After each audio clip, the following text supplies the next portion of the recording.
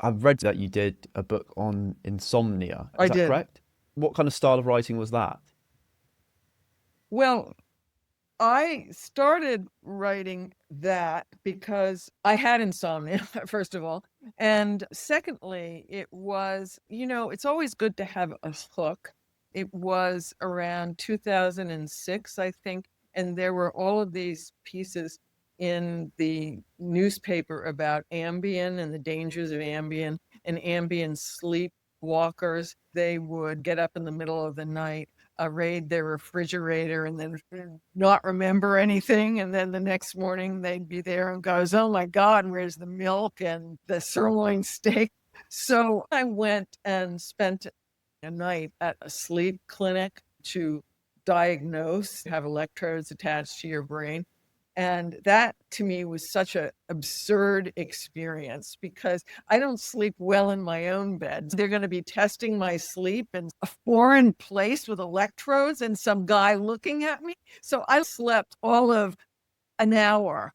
And then they came back, well, you've got alpha, delta, blah, blah waves. And Yeah. I thought that was so crazy that that became the opening of the book proposal.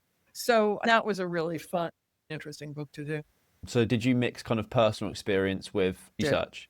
I What? did. And a lot of people just wanted the personal experience, and other people just wanted a how to book. So I'm not exactly sure that was the best combination, but I couldn't do it any other way. It was very interesting because I didn't do well in science in school. So, interviewing neurologists and sleep doctors, I came out of that and said, "Oh, I can do this." So, Yeah. What are the causes of insomnia?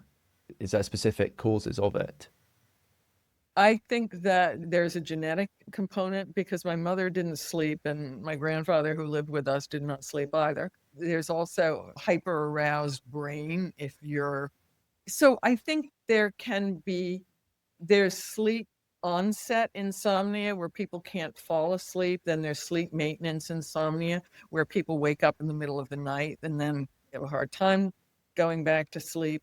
Sometimes it's chronic and one bad night builds on another and another. Other times people may be going through a bad divorce and are just very upset and for a year don't sleep.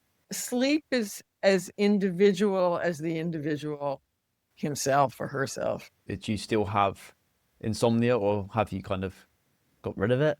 No, I know I'm going to be up for quite a bit, and I make the big mistake of thinking about my work or coming up with ideas, which sets off a certain area of your brain and lights it up. That's a mistake. However, there was a wonderful book by historian Roger Eckhurst, At Days Close, Nights and Times Past, where he maintains that people have, until the invention of electric light, people had two separate sleeps, first sleep and second sleep. And then with electric light, everything got consolidated. But it was very common for people to go to bed and then get up, like tend the sheep, do whatever they did, rob cows from a neighbor's farm, and then, go back to sleep.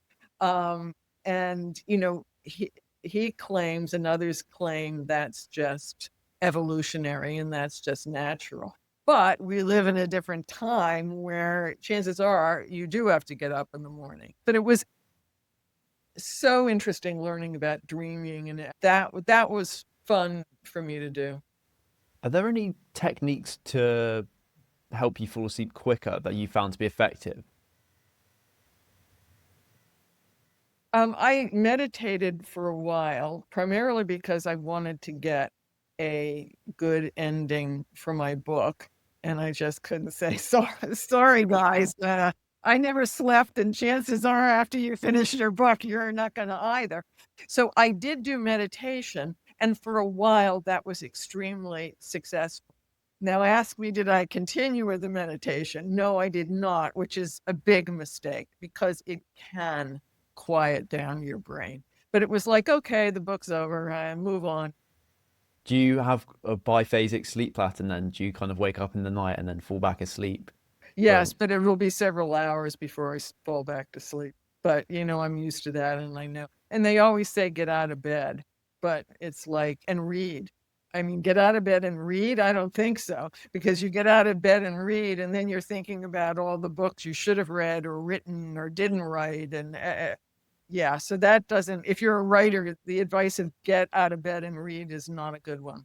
What do you do then? Stay in bed. And, my latest is I try to think of all the places I've been in, the hotels I've stayed in. Somehow that sort of gets me, trying to remember some hotel I stayed in like Morocco in 1971.